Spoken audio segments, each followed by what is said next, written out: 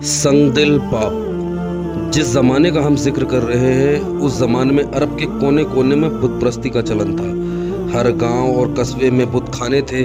बुतों की पूजा जोर शोर से होती थी। बहुतों ने तो ऊँटों की खालों से बुत खाने बना रखे थे। जहां जाते इन बुत खानों को साथ ले जाते और बुतों की पूजा करते। अरबों में कुर्बानी का चलन आम था।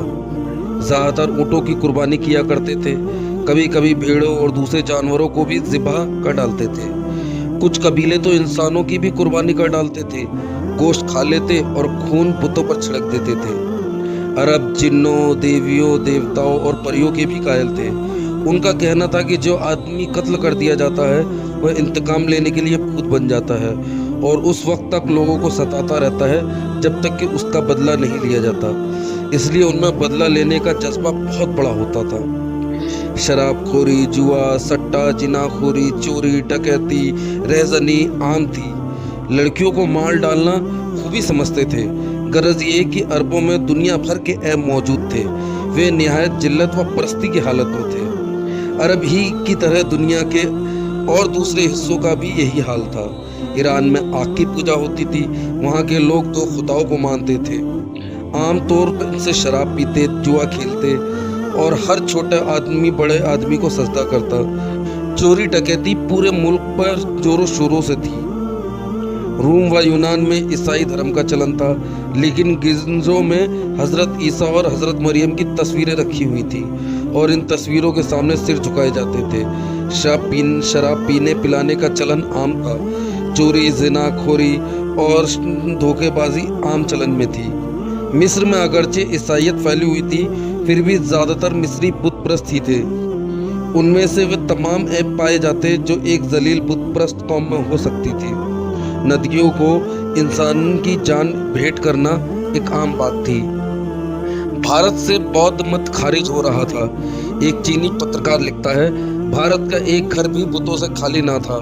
सिर्फ बुतों की ही पूजा ना होती, बल्कि सितारों, पहाड़ों, नदियों, पेड़ों, जानवरों, सांपों, पत्थरों, शर्मगाहों तक की पूजा की जाती थी। उस समय चरित्र और अखलाक बहुत घटिया किस्म का हो गया था। चीनियों की हालत भी सही ना थी। कन्फ्यूशियस और बौद्ध धर्म के मिले जुले ख्यालात ने धर्म का माहौल उड़ा रखा था। गरज यह है कि दुनिया का कोई इलाका बुत परस्ती से खाली ना था। हर इलाके में किसी न किसी तरीके से बुत परस्ती का रिवाज कायम था। कैश बिन आसिम बहुत खुश था। खुशी की वजह यह थी कि बैतुल हराम की भारी भीड़ में एक आदमी भी ऐसा ना निकला जिसने अपनी 9 लड़कियों को जिंदा दफन किया हो। अब हर आदमी उसे इज्जत की निगाहों से देखने पर मजबूर है। खुशी से फूला हुआ वह मकान पर पहुंचा। मकान पर पहुंचते ही उसकी 10 साल लड़की उससे मिलने के लिए लपकी। उसने अपने छोटे छोटे नाजुक हाथ फैलाते हुए कहा, अच्छे अब्बा, तुम आ गए, मैं तुम्हारा इंतजार कर रही थी। बाप की मोहब्बत गालिब आ गई। उसने लड़की को गोद में उठा लिया, उससे प्यार किया। लड़की ने प्यार से उसके गले में बाहें डाल दी। लड़की बहुत खूबसूरत थी। उसका चेहरा गोल था, आंखें बड़ी बड़ी, माथा चौड़ा और रोशन था। गालों पर सेब जैसी लाली थी।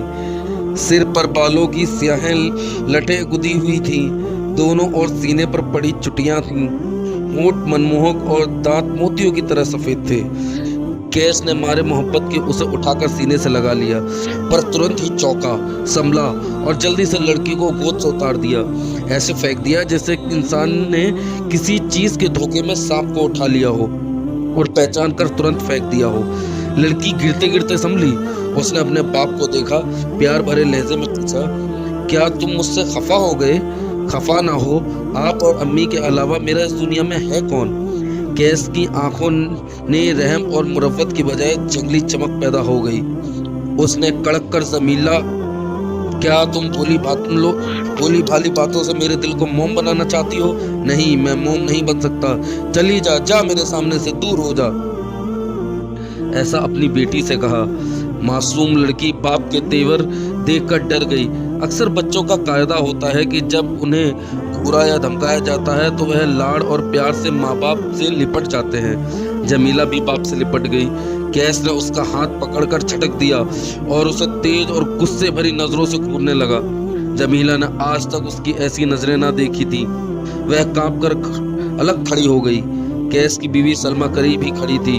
जमीला ने अपनी नजर फिरते हुए कहा, अपनी बीवी से बोला, आज जो हवा का तूफान आया, तूफान के बाद जो रोशनी और चमक हुई तुमने देखी? हाँ देखी, बहुत बड़ा तूफान था। मैं तो समझती थी कि मकानों की छतें उड़ जाएंगी, दीवारें गिर पड़ेंगी, लेकिन हमारे माबूदों ने हम पर मेहरबानी की, तूफान निकल गया। मगर रोशनी और चमक, मैंने अपने होश में ना ऐसी रोशनी देखी ना ऐसी चमक। बेशक ना देखी होगी, कुछ खबर है हम पर क्या बला आने वाली है? सलमा ने घबराकर कैश को देखते हुए कहा, नहीं, दुनिया में इंकलाब आने वाला है क्या? कैश ने गौर से सलमा को देखकर कहा, तुमने तो ठीक समझा सलमा, कोई आदमी हमारे माबूदों के खिलाफ उठने वाला है। सलमा ने हैरत से कहा, हमारे माबूदों के खिलाफ? क्या उसका कोई और माबूद होगा? जरूर होगा। अजीब बात यह है, निहायत अजीब, अबरस ने बतलाया है कि हजरत मोहम्मद सल्लल्लाहु अलैहि वसल्लम नामी कोई आदमी हमारे माबूदों के खिलाफ आवाज उठाने वाला है। मैं हजरत मोहम्मद को जानती हूँ, और मैं ये क्या कौन नहीं जानता कि वह मक्का के सरदार के भतीजे हैं। बड़े नेक, बड़े रहमदिल, बड़े सच्चे, बड़े अमीन। आखिर उन्हें क्या पड़ी है कि हमारे माबूदों की बुराई करें? लेकिन ऐसा ही होगा। क्या तुम नहीं जानती कि आज तक उन्होंने किसी बुत के आगे सजदा नहीं किया? सही है, मैंने भी ऐसा ही सुना है, लेकिन इससे ये कैसे साबित हुआ कि वह हमारे बुतों के खिलाफ आवाज उठाने वाले हैं? अबरश कहता है, और वह झूठ नहीं बोल सकता। मगर वह आबादी में रहते नहीं। सुनती हूँ कि हिरा की गुफा में तन्हा पड़े रहते हैं।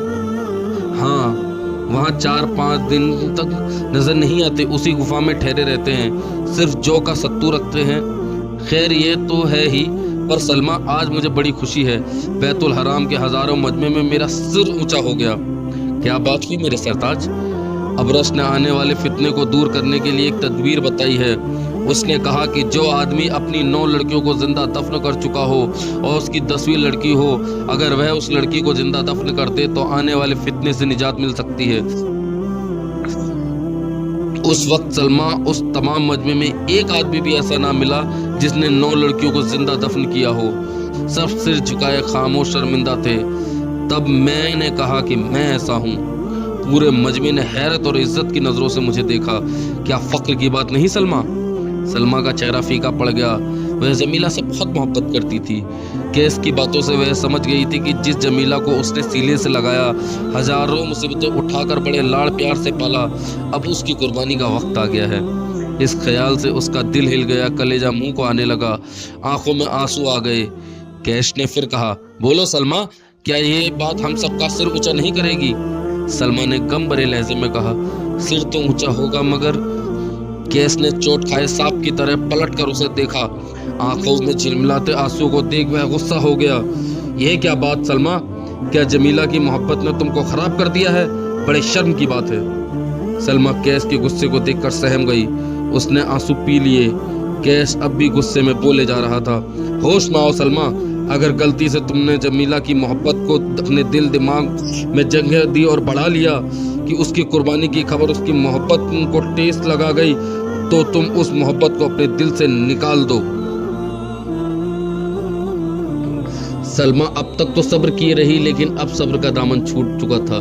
शोहर के सामने दोनों हाथ जोड़े खड़ी हो गई। बोली, मेरे सरताज, इस इम्तिहान से मुझे बाज रखो। मुझ बदनसीब के दिल में जमीला की शक्ल ने, भोली भाली बातों ने जगह कर ली है। ऐसा लगता है मेरी जिंदगी उसकी जिंदगी के साथ जुड़ी हुई है, इसलिए मेरे प्यारे शोहर, जमीला को मेरे लिए बाकी रखो। कैश की आंखों से चिंगारियां निकलने लगी। उसने गजबनाक लहजे में कहा, कम अक्ल औरत, लड़की की मोहब्बत में डूबी रहने वाली मूर्ख, क्या जमीला को जिंदा रखकर उसकी शादी करूं, किसी को अपना दामाद बनाऊं? कसम है लात व उज़्ज़ा की, ऐसा कभी ना होगा। सलमान ने रोते हुए कहा, आप जमीला की शादी ही ना करें, वह तमाम उम्र कुंवारी बिता लेगी। कैश गुस्से से कांपने लगा। बोला, जलील हस्ती, ये तो और जिल्लत की बात है। दुनिया कहेगी कि कैश की बेटी को किसी ने कबूल नहीं किया। मैं इस जिल्लत को भी सहन नहीं कर सकता। सलमान ने आंसू बहाते हुए कहा, मुकद्दस माबूदों के लिए मेरी जमीला पर, भोली भाली जमीला पर, मासूम जमीला पर, कमसीन और खामोश जमीला पर रहम करें, उसे बचा ले। कैश ने कड़क कर कहा, नहीं, हरगिज नहीं, ये नादानी छोड़ो, उठो, देखो जमीला सामने खड़ी सब कुछ देख रही है। परसों वह जिंदा दफन की जाएगी। आज ही से उसे सजाना शुरू कर दो। ये कहते ही कैश वहां से चला गया। सलमा उठ खड़ी हुई, वह गम से बोझल हो रही थी। जब कैश चला गया तो जमीला सलमा के पास आई। उसने आते ही कहा, अम्मी तुम खामोश क्यों हो? अब्बा के सामने हाथ क्यों जोड़ रही थी? आज अब्बा खफा क्यों हैं? वह मुझसे भी खफा लगते हैं, क्यों? जमीला की बातें सुनकर सलमा बेचैन हो उठी। उसने उसे सीने से लगाया और खूब खींचा। सलमा रोती जा रही थी और जमीला को खींचती जा रही थी। उसे इस तरह देख जमीला तड़प उठी, बोली, रो नहीं अम्मा, रो नहीं, नहीं तो मैं भी रोऊंगी। सलमा जमीला की बातें सुनकर चुप हो गई और ठंडी आह भरकर बोली, मेरी आंखों की ठंडक, तू दुखी ना हो, मैं अब ना रोऊंगी। कुछ देर बाद सलमा घर के कामकाज में लग गई और जमीला खेलने लगी। आज सलमा का दिल किसी काम में नहीं लग रहा था। जब वह जमीला को देखती या जमीला का विचार आता तो उसके दिल में हूक उठती, जमीला अब सिर्फ 2 दिन और जिंदा रहेगी। आंसू जारी हो जाते। बड़ी बेचैनी से उसने वह दिन और दूसरा दिन बिताया। तीसरे दिन दोपहर के वक्त जमीला को नहलाया गया, नहलाकर बाल सुखाए गए, सर में तेल डाला गया, कंघी की गई, चोटी गूंथी गई। मासूम जमीला खुश हो रही थी। उसे क्या मालूम कि उसे मौत की गोद में देने की तैयारियां हो रही हैं। उस वक्त बहुत सी औरतें घर में जमा हो गई थीं। सभी हंस बोल रही थी, लेकिन सलमा का चेहरा उतरा हुआ था और गम से निढाल हो रही थी वो। जब सूरज ढल गया तो कैस और उसके पीछे बहुत से आदमी उस मकान पर आए। कैस के साथ जो लोग आए थे वे सब के सब शहर के जाने माने लोग थे। उनके साथ अबरश भी था। ये सभी सीधे जमीला के पास पहुंचे। जमीला को घेरे हुए औरतें एक और खड़ी हो गई। अबरश ने आगे बढ़कर जमीला को देखा। जमीला उस वक्त बेहद खूबसूरत लग रही थी। बूढ़ा काहिन उसे देखकर हैरान रह गया। कुछ देर उसे टकटकी लगाए देखता रहा। जमीला ने शर्मा कर सर झुका लिया। अबरश बोला, कैस, ऐसी ही बच्ची की कुर्बानी की जरूरत थी। पाक खुबल तुम पर अपनी बरकतें नाजिल करेंगे। फिर जमीला के सर पर हाथ रखते हुए उसने कहा, बेटा, तेरी कुर्बानी हमारी मुसीबतों का खात्मा कर देगी। जमीला उसकी बातें समझ ना सकी। भोला चेहरा और मासूम आंखें उठाकर उसे देखती रही। अबरश ने कैस से कहा, चलो जमीला को ले चलो। कैस ने कहा, जमीला चलो। जमीला ने पूछा, कहाँ चलें अब्बा? कैस ने कहा, हमारे साथ। जमीला उठ खड़ी हुई। वह चली। उसके पीछे सब चल पड़े, पर गम से निढाल सलमा एक कदम भी ना उठ सकी। वह चकराई, संभलना चाहा पर संभल ना सकी। गश खाकर गिर पड़ी। सब जा चुके थे। मकान के भीतर कोई ना था जो उस औरत को संभाल पाता।